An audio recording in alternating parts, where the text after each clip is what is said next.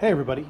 Today I was working on this 2017 Ford Explorer with an EcoBoost engine, replacing the motor mount here, the trans mount, and the torque strut underneath the car.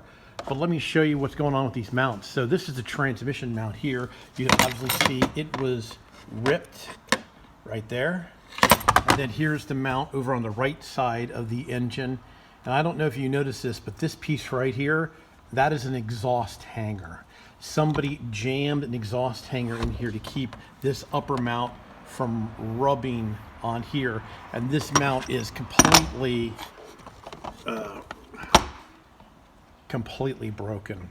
I think what might have happened, the customer did tell me that they just had it at a transmission shop and had the transmission overhauled. I do believe the transmission shop shoved this in instead of calling the customer back, telling them it needed motor mounts.